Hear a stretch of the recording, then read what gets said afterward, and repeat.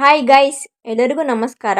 Welcome back to my YouTube channel. Friends, ಇವತ್ತಿನ ಈ ವಿಡಿಯೋದಲ್ಲಿ 2025ನೇ ಸಾಲಿನಲ್ಲಿ ಪ್ರಧಾನಮಂತ್ರಿ ಆವಾಸ್ ಯೋಜನೆ 2.0 ಅಡಿಯಲ್ಲಿ ಪ್ರಮುಖ ವರ್ಗಗಳು ಮುಖ್ಯವಾಗಿ ಸ್ವಚ್ಛತಾ ಅಂದರೆ ಪೌರ ಕಾರ್ಮಿಕರು, ಕಟ್ಟಡ ಕಾರ್ಮಿಕರು, ಕೈಗಾರಿಕಾ ಕಾರ್ಮಿಕರು, ತೃತೀಯ ಲಿಂಗಿಗಳು, ಹಿರಿಯ ಮಹಿಳೆಯರು, ಅಂಗವಿಕಲರು, ಒಂಟಿ ಮಹಿಳೆಯರು ಸೇರಿದಂತೆ ಇನ್ನಿತರ ಆಶಾ ಕಾರ್ಯಕರ್ತರು ಸೇರಿದಂತೆ ಇನ್ನಿತರ ವರ್ಗಗಳಿಗೆ ಈ ಯೋಜನೆಯಡಿ ಉಚಿತವಾಗಿ ಮನೆಗಳನ್ನು ನೀಡಲಾಗ್ತಿದೆ. ಇನ್ನು ಯಾವೆಲ್ಲ ವರ್ಗದವರು ಈ ಯೋಜನೆಗೆ ಅರ್ಜಿ ಸಲ್ಲಿಸಬಹುದು, ಅರ್ಜಿ ಸಲ್ಲಿಸಲು ಬೇಕಾದ ದಾಖಲೆಗಳೇನು ಹಾಗೂ ಅರ್ಜಿ ಸಲ್ಲಿಸುವ ಲಿಂಕ್ ಮುಂತಾದವುಗಳ ಬಗ್ಗೆ ಸಂಕ್ಷಿಪ್ತವಾದ ಮಾಹಿತಿಯನ್ನು ಈ ವಿಡಿಯೋದಲ್ಲಿ ನಾನು ನಿಮ್ಗೆ ತಿಳಿಸ್ಕೊಡ್ತೀನಿ. ಇದಕ್ಕೂ ಮುಂಚೆ ನೀವಿನ್ನೂ ನನ್ನ ಚಾನಲ್ಗೆ ಸಬ್ಸ್ಕ್ರೈಬ್ ಆಗಿಲ್ಲ ಅಂದರೆ ಕೆಳಗಡೆ ಕಾಣಿಸೋ ಬೆಲ್ಲೈಕನ್ನ ಪ್ರೆಸ್ ಮಾಡಿ, ಆಲ್ ಆಪ್ಷನ್ ಸೆಲೆಕ್ಟ್ ಮಾಡಿ. ಪ್ಲೀಸ್ ಸಬ್ಸ್ಕ್ರೈಬ್ ಮಾಡಿ, ಸಪೋರ್ಟ್ ಮಾಡಿ. ಬನ್ನಿ ವಿಡಿಯೋ ಸ್ಟಾರ್ಟ್ ಮಾಡೋಣ.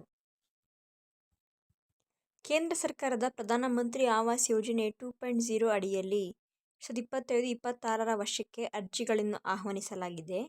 ಈ ಯೋಜನೆಯಡಿ ಸ್ವಚ್ಛತಾ ಕಾರ್ಮಿಕರು ಅಂದರೆ ಪೌರ ಕಾರ್ಮಿಕರು, ಅಂಗನವಾಡಿ ಕಾರ್ಯಕರ್ತರು ಹಾಗೂ ಕಟ್ಟಡ ಮತ್ತು ಇತರ ಕೈಗಾರಿಕಾ ಕಾರ್ಮಿಕರು ಹಾಗೂ ಬೀದಿ ವ್ಯಾಪಾರಿಗಳು ಸೇರಿದಂತೆ ಹಲವು ಪ್ರಯೋಜನಾರ್ಹ ಗುಂಪುಗಳಿಗೆ ವಸತಿ ಸೌಲಭ್ಯ ಒದಗಿಸಲು ಈ ಅರ್ಜಿ ಪ್ರಕ್ರಿಯೆ ಪ್ರಾರಂಭವಾಗಿದೆ.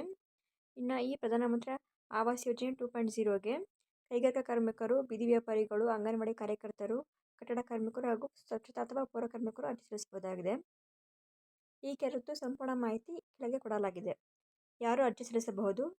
ಈ ಯೋಜನೆಯಡಿ ಕೆಳಗಿನ ವರ್ಗಗಳು ಅರ್ಹರಾಗಿರುತ್ತಾರೆ. ಮೊದಲನೇದಾಗಿ ಒಂಟಿ ಮಹಿಳೆಯರು, ಅಂಗವಿಕಲರು, ಹಿರಿಯ ನಾಗರಿಕರು, ತೃತೀಯ ಲಿಂಗಿಗಳು, SC, ST, OBC ಅಥವಾ ಅಲ್ಪಸಂಖ್ಯಾತ ವರ್ಗದವರು, ಸ್ವಚ್ಛತಾ ಅಥವಾ ಪೌರ ಕಾರ್ಮಿಕರು, PM ಸ್ವನಿಧಿ ಯೋಜನೆಯಡಿ ನೋಂದಾಯಿತ ಬೀದಿ ವ್ಯಾಪಾರಿಗಳು, ಪ್ರಧಾನಮಂತ್ರಿ ವಿಶ್ವಕರ್ಮ ಯೋಜನೆಯಡಿ ಗುರುತಿಸಲ್ಪಟ್ಟ ಕುಶಲಕರ್ಮಿಗಳು, ಅಂಗನವಾಡಿ ಕಾರ್ಯಕರ್ತರು, ಕಟ್ಟಡ ಮತ್ತು ನಿರ್ಮಾಣ ಕಾರ್ಮಿಕರು, ಕೈಗಾರಿಕಾ ಕಾರ್ಮಿಕರು, ವಲಸೆ ಬಂದ ಕುಟುಂಬಗಳು.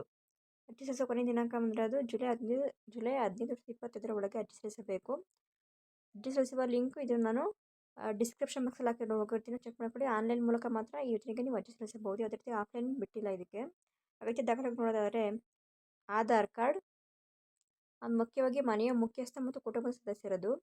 ವಸತಿ ರಹಿತ ಪರಿವಾರಗಳಿಗೆ ನಿವೇಶನ ಅಥವಾ ಮನೆ ಸಂಬಂಧಿತ ದಾಖಲೆಗಳು ಅಂದರೆ ಅದು ಹಕ್ಕುಪತ್ರ, ಖರೀದಿ ಒಪ್ಪಂದ ಅಥವಾ ದಾನಪತ್ರ ಆಗಿರಬಹುದು. ಜಾತಿ ಮತ್ತು ಆದಾಯ ಪ್ರಮಾಣ ಪತ್ರ, ಬ್ಯಾಂಕ್ ಪಾಸ್ಬುಕ್ ಜೆರಾಕ್ಸ್, ಸ್ವಘೋಷಣಾ ಪತ್ರ, ಮೊಬೈಲ್ ಸಂಖ್ಯೆ ಮತ್ತು ಪ್ಯಾನ್ ಕಾರ್ಡ್. ಅರ್ಜಿ ಸಲ್ಲಿಸಿದ ನಂತರ ಏನು ಮಾಡಬೇಕು? ಅರ್ಜಿಯ ಪ್ರಿಂಟ್ ತೆಗೆದುಕೊಂಡು ಅಗತ್ಯ ದಾಖಲೆಗಳೊಂದಿಗೆ ನಿಮ್ಮ ಪ್ರದೇಶದ ಅಥವಾ ಪಟ್ಟಣ ಪಂಚಾಯಿತಿ ಕಚೇರಿ ಅಥವಾ ನಗರಸಭೆಗೆ ಸಲ್ಲಿಸಬೇಕು. ಕೊನೆಯ ದಿನಾಂಕದ ನಂತರ ಸಲ್ಲಿಸಿದ ಅರ್ಜಿಗಳನ್ನು ಪರಿಗಣಿಸಲಾಗುವುದಿಲ್ಲ.